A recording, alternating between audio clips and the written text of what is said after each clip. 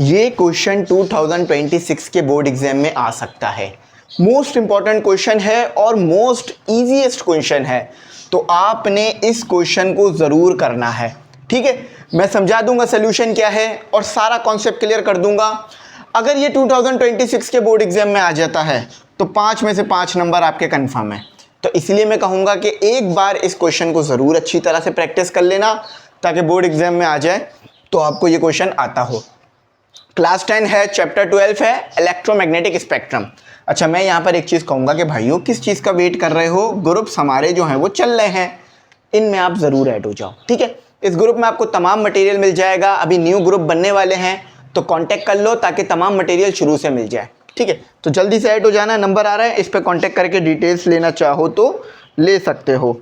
चलो अब इसका जो है वो हम सोल्यूशन करते हैं कि इसका सोल्यूशन क्या होगा। ठीक है, अब देखो यहाँ पे लिखा हुआ क्या है, रूबी लेज़र। देखो आप लोगों को लेज़र अभी बहुत ज़्यादा डिटेल में नहीं पढ़ाई गई है। आगे की क्लास में जाओगे फर्स्ट ईयर सेकंड ईयर में तो वहाँ पे लेज़र बहुत ज़्यादा डिटेल में पढ़ाई जाएगी। समझ लो लेज़र होती क्या है। लेज़र एक हाई इंटेंसिटी की लाइट होती है। लेज़र क्या होती है? लेज़र बेसिकली एक लाइट होती है। ज़रा इस तरह से देखो, इस तरह से आपके पास एक लेज़र बनी हुई होती है, अगर आपने कभी इसे यूज़ किया हो तो यहाँ से ये हाई इंटेंसिटी की निकलती है लाइट। ठीक है, अच्छा अब ये लाइट निकलती कैसे है, इसके पीछे भी बहुत कॉन्सेप्ट है, लेकिन अभी जस्ट हम इस लाइट की बात करते हैं। अच्छा, अब ये लाइट की कलर कैसा है? कलर है इसका रेड। इस लाइट का कलर कैसा है? रेड। अब याद रखना, रेड कलर जब भी कह दिया जाए ना तो रेड कलर की एक ख़ास वेवलेंथ होती है, जो कि आपको यहाँ लिख के तो दी हुई है, मगर जब भी मैं आपको कह दूं ना आपके पास रेड कलर की लाइट है और इसकी फ्रीक्वेंसी निकालो, तो आप लोग इस वेवलेंथ को याद रख लेना। रेड कलर की लाइट की वेवलेंथ ये होती है, इसको अपने दिमाग में रख लेना।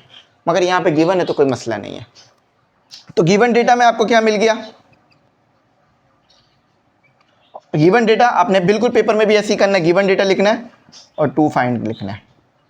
अच्छा, लाइट आप लोगों को पता होना चाहिए कि लाइट जो है वो आपके पास क्या होती है?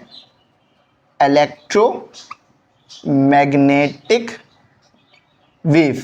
ठीक है, लाइट जो है वो हमारे पास एक इलेक्ट्रोमैग्नेटिक वेव होती है। अच्छा, तो भाई अगर एक वेव है तो उसकी वेवलेंथ होगी, तो वेवलेंथ कितनी दे दी?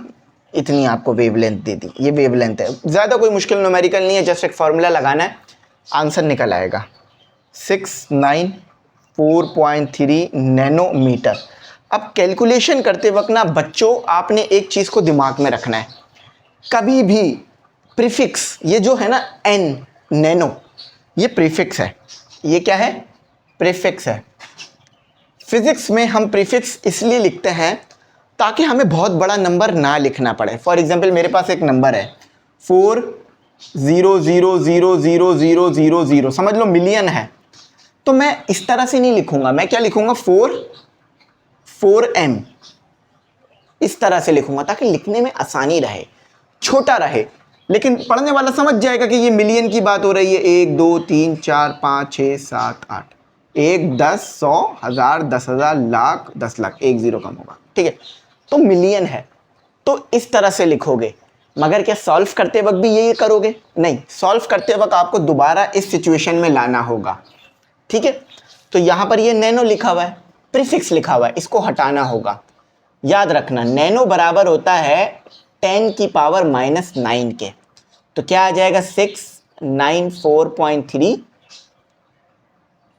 यहाँ लिख देना थोड़ा सा नीचे करके, 10 की पावर -9। तो नैनो की जगह आ जाएगा 10 की पावर -9, एक मिनट ज़रा सफाई से, 9, और मीटर आ गया।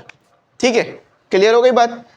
अच्छा, अब मैंने आप लोगों को बता दिया कि लाइट है, लाइट है। अब देखो पता क्या करना है? फ्रीक्वेंसी पता करनी है, सही है। अच्छा, अब सोल्यूशन करते हैं, सोल्यूशन की हेडिंग डालते हैं। फॉर्मूला कौन सा लगेगा? फॉर्मूला लगेगा आपके पास V = F लैम्डा, मगर इस फॉर्मूले में थोड़ी सी चेंजेस करनी पड़ेगी। देखो ये फॉर्मूला किसी भी वेव के लिए आप लगा सकते हो, मगर यहाँ पर हमारे पास वेव कौन सी है? लाइट की डुअल नेचर होती है, पार्टिकल नेचर भी होती है और वेव नेचर भी होती है। अभी यहाँ पर हम वेव नेचर की बात कर रहे हैं, तो ये फॉर्मूला हम यहाँ लगा सकते हैं। अब लाइट है, लाइट की स्पीड तो आपको पता है जो कि होती है सी क्या है, स्पीड ऑफ लाइट।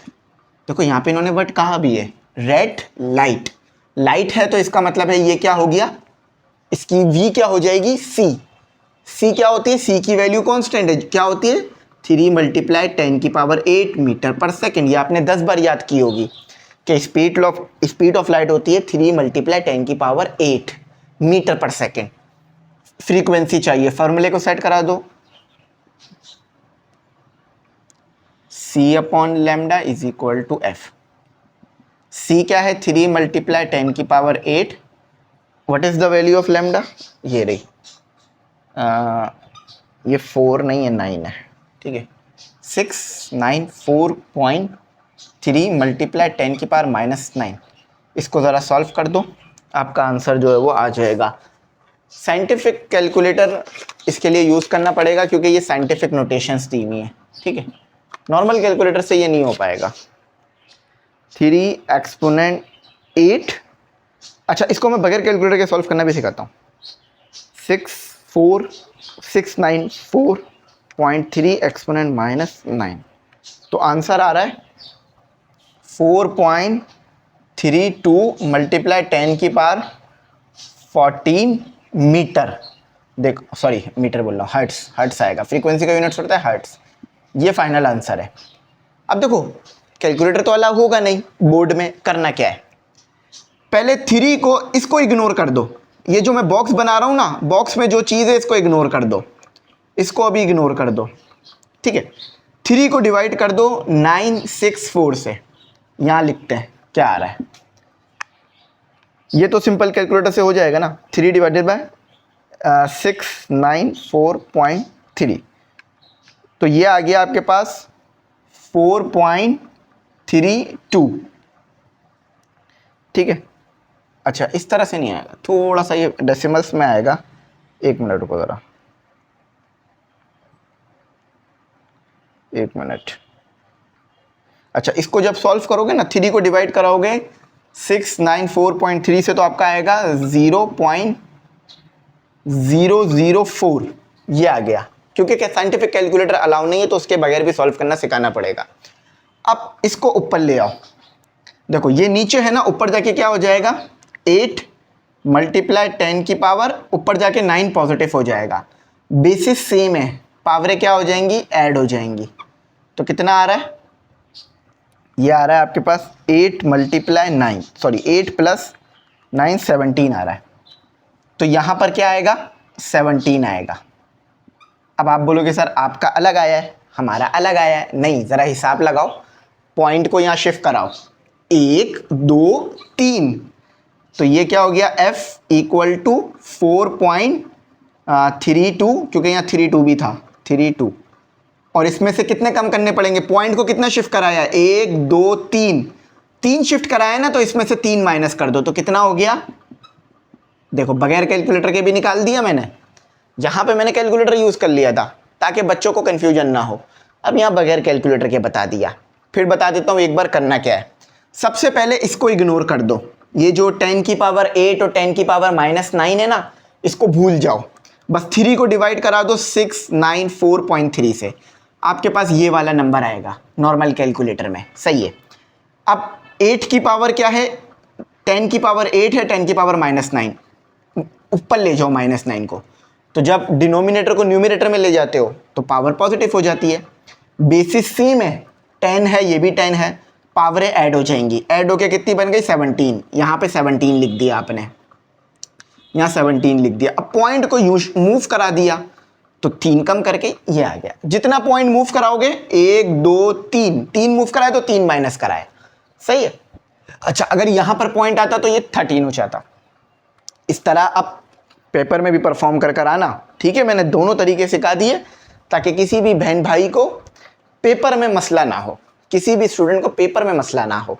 पेपर में ये ना बोलो कि कैलकुलेटर नहीं है, क्योंकि मैं कैलकुलेटर से कर रहा था, मैंने ये जब पहली बार कराया था तो कैलकुलेटर से करा दिया था, कमेंट सेक्शन में बच्चों ने बहुत ज़्यादा बोला कि सर आप कैसे कर सकते हैं ये चीज़, कि हमें तो साइंटिफिक कैलकुलेटर नहीं मिलेगा, आप जो है वो इस तरह कर रहे हैं। अब पढ़ाते वक्त मेरे ध्यान में ये चीज़ नहीं रही थी, पढ़ाते वक्त तो मैं कॉन्सेप्ट क्लियर कर रहा था और चीज़ें बता रहा था, मगर फिर बाद में जब ये हुआ तो फिर मेरे दिमाग में ये चीज़ रही कि भाई अगली बार जब भी पढ़ाना है तो कैलकुलेटर का अलाउ नहीं है, इसलिए पूरा सॉल्व करके दिखाना है। तो आई होप यहाँ तक बात समझ आई होगी। Thanks for watching. अल्लाह हाफिज़। कीमती दुआओं में ज़रूर याद